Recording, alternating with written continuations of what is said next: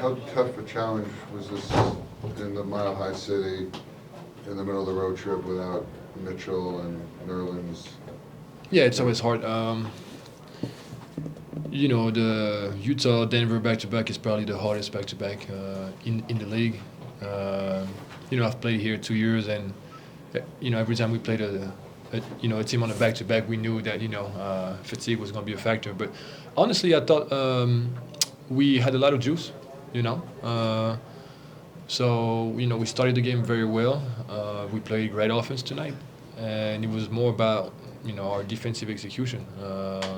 Jokic is obviously a problem, but we just didn't do a good job on all the cuts, on the closeouts, and on the help defense. So um, tomorrow is a day off for us, and just reset and prepare for Golden State.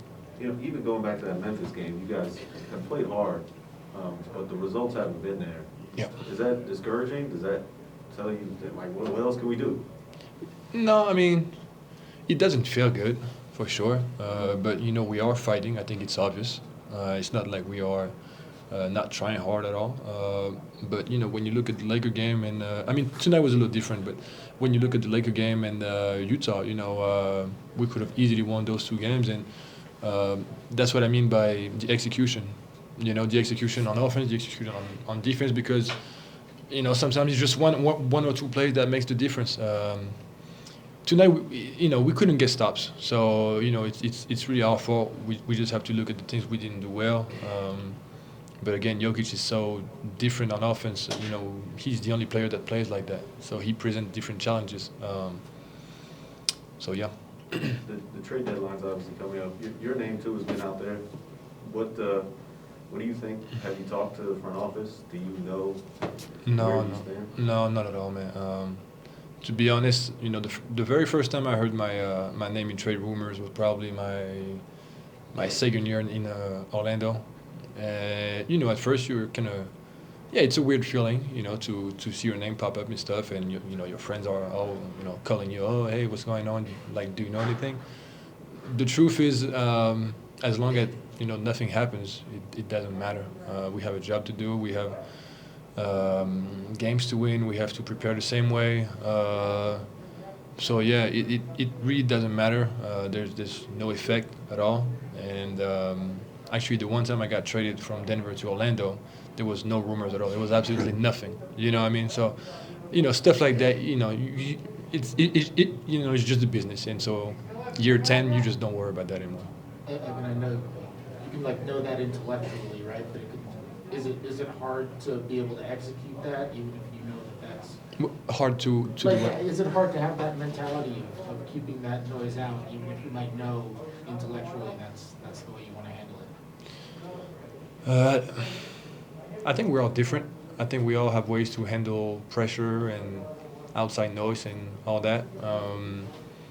When I was younger, I was more of an emotional player. I was playing with my emotions a lot, and I figured that for me physically, it drained me a lot. It drained a lot of my energy, and to go through 82 games in a season, I was just not able to do that. And so I had to kind of find a space where I'm never too low, never too high, trying to look at things from a backseat to have a better understanding of what's going on. But personally, no, I have no problem focusing on what's really important, which is what's happening right now.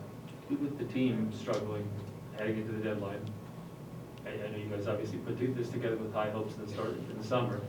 Would you like to see it stay together, or? I truly do.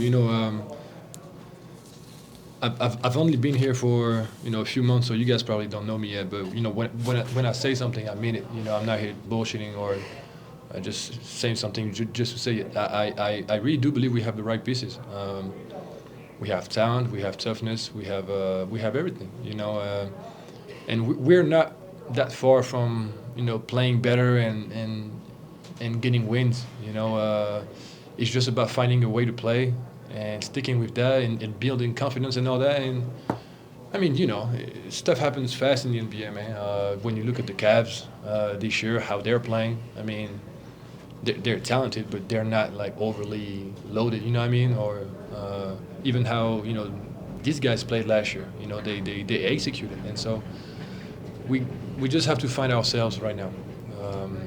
We're kind of going through it. It's a tough road trip. It's a tricky part of the season, just before the All-Star break and all the trade rumors. Just focus on what matters, man. Kind of on that consistency and continuity, we saw RJ limp out of off the court. I mean, he's been a really important part of what you guys have been doing. Yeah. How concerned are you, as a teammate? Have you talked to him? Do you know how he's doing? Well, the good thing is he put some weight on his ankle, so he was limping, but he was walking. Bad ankles, you can't put any weight on it. That's not a good news, which isn't the case. It's kind of hard to tell. It's kind of a day-to-day thing with ankles. You never know. You'd have to ask him. I honestly don't know. All right. Thanks. Thanks, Anthony.